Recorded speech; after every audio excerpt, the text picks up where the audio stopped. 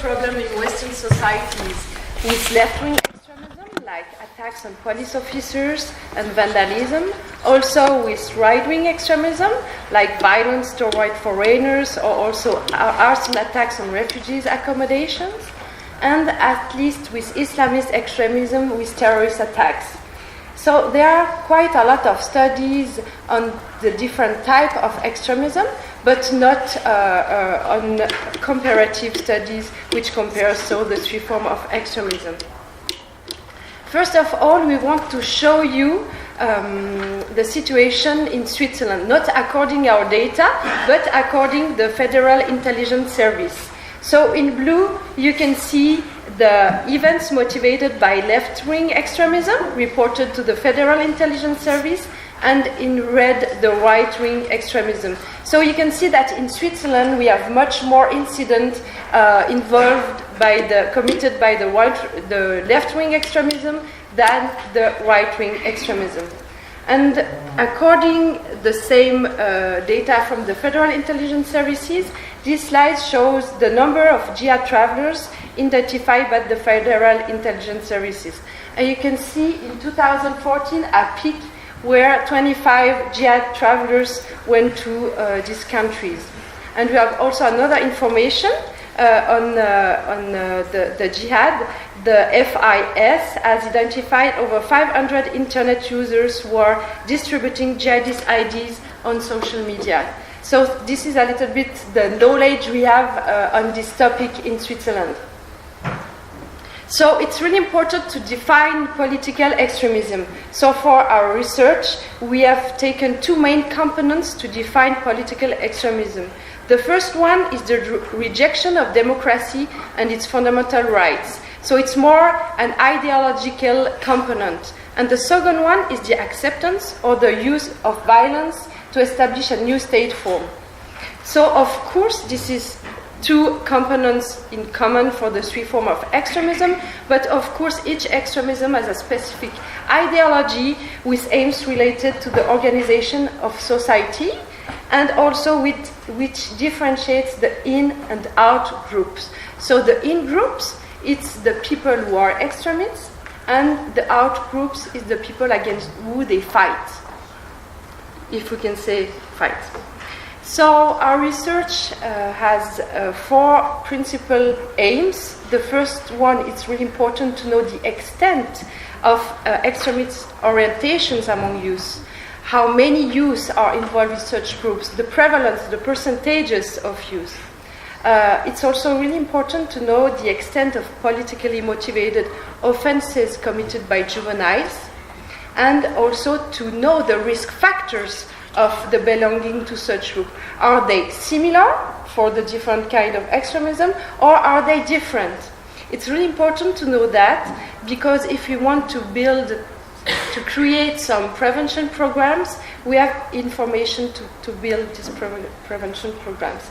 And from a scientific point of view, it's also important to improve and develop scales to measure this kind of phenomenon. Indeed, for example, for the right-wing extremism, we have already a scale which is quite well established, but it's not the case with the left-wing and the Islamist extremism, where we had to build the scales. So the study design, it was an online standardized school survey conducted in the three main linguistic regions of Switzerland, so French, German, and Italian-speaking parts. It was during one school lesson, so about 45 minutes, in all different school types. You can read it here. And the students have to answer to questions on the social demographic aspects, on their personality, on school, on peers, on delinquency, and so on. So we have a lot of information on youth to analyze. So our sample is quite huge. It's more than 8,300 students who participated to this study. It's really important for us to have such a huge sample, because from a criminology point of view, extremism is not frequent compared to other type of deviant behaviors. So it's really important that we have a huge sample to analyze this topic. Half of our sample is are composed by boys, and more than a third are migrants from the first or the second generation. And the average age is about 17 years old. How did we build the extremism concept? We took the ideological aim for each different type of extremism, and then another dimension, it's the acceptance of violence against outgroups. So just the acceptance, not the use, but just the acceptance. And if you can see for the right-wing extremism, the ideological aims are nationalism, support of dictatorship, social Darwinism, racism, xenophobia, Islamophobia, and anti-Semitism. And the acceptance of violence is against foreigners, asylum seekers, and also left-wing persons. Regarding the left-wing extremism, the ideological aims are support for communism, no-border orientation, anti-capitalism, and hostility against the police and the state. And also the outgroup is the right-wing persons, of course, the police and the capitalists. For the Islamist extremism, the ideological aim are the support of Sharia, the superiority of Islam, and hostility toward the West and toward non-Muslims, and the violence against non-Muslim and non-traditional Muslims. That's how we built our extremist concepts. In the following slides, you have some examples on the three forms of extremism, on the items. So as I told you, for the right wing, we have already a scale which is quite well established. And for example, for nationalism, we have Switzerland should belong only to the Swiss who have already lived here for many generations, and so on. You can read the other examples. And in total, we have 18 items to analyze and to build this scale of right-wing extremism. Regarding the left-wing extremism, so it's a new scale, 15 items, and for example, support for communism, we will really only be free if the world state is abolished. For the Islamist extremism, so superiority of Islam, Islam is the one true religion, all other religions are of lesser value, and for example, hostility toward the West. Women in countries like Switzerland have too much freedom. So it's examples, so it can be shocking, of course, but we analyze extremism. So Patrik will show you the preliminary results.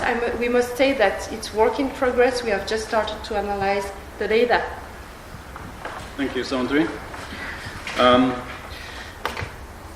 So first we were interested in how prevalent these three forms of extremism were among our juveniles. So how did we do that? We calculated the proportion of juveniles who had both.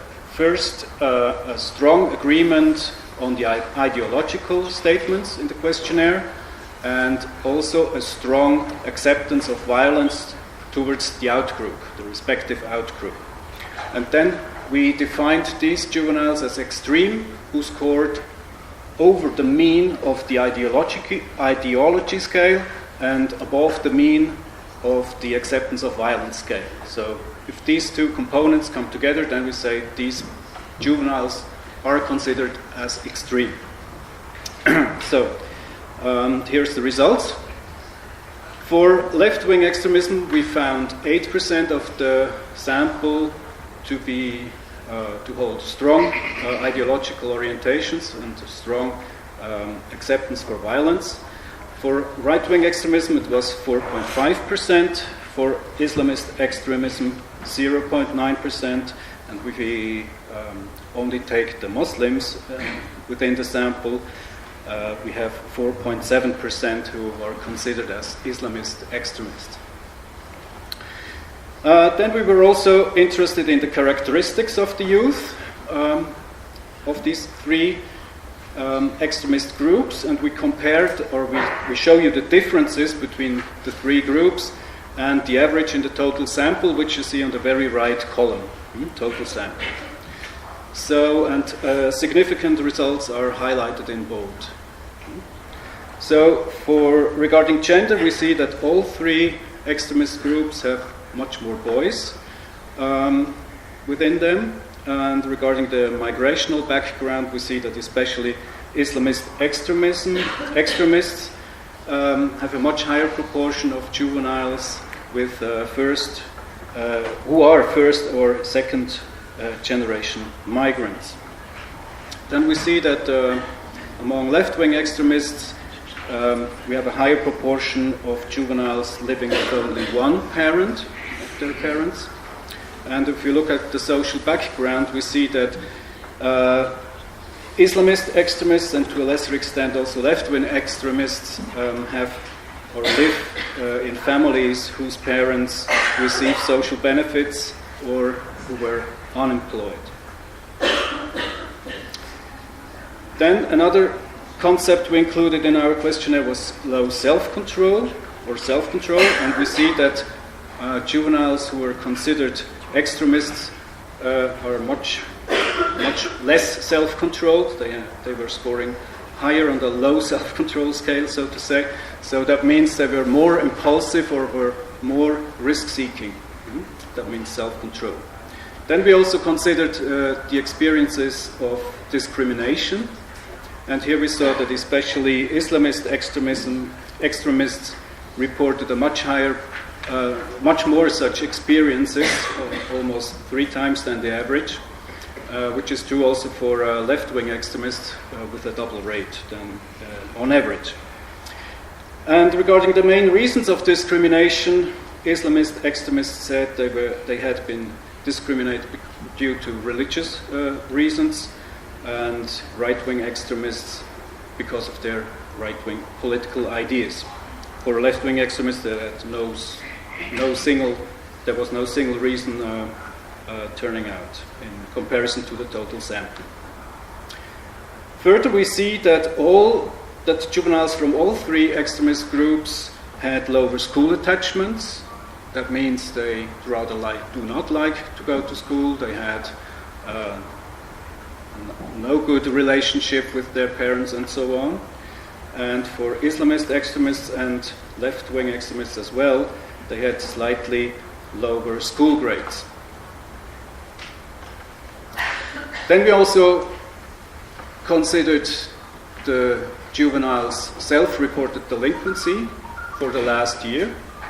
And we saw quite remarkable differences, namely regarding physical violence, such as robbery, assault, or assaults with a knife, with a weapon. They reported much higher. Those offences had been reported much more than on the average. And also verbal violence, that is to ridicule someone on the web, we found higher prevalence rates among the extremist groups than on average. Cannabis use and also alcohol use was a bit more prevalent among left-wing extremists.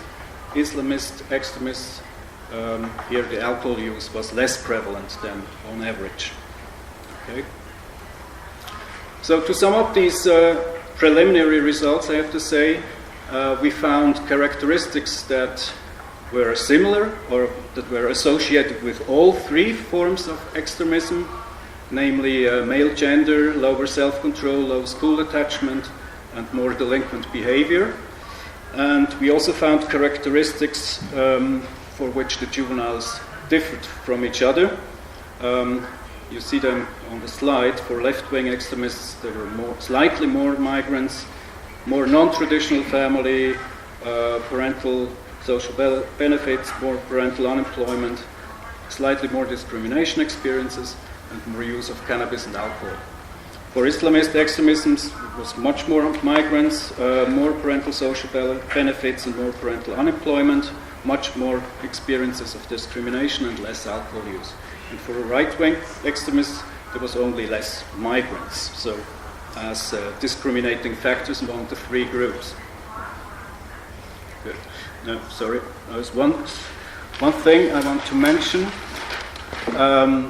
Okay, these were the results. These are preliminary results. We had, as Sandrine told you, we had much more concepts included in the questionnaire, and for these analysis, we will analyze them in the next time. So to have a solid base for predicting left, right, or Islamic extremist group belonging. And we just come up with a few ideas regarding prevention. So maybe for primary prevention, if you take the individual level, for example, we saw low self-control as one factor.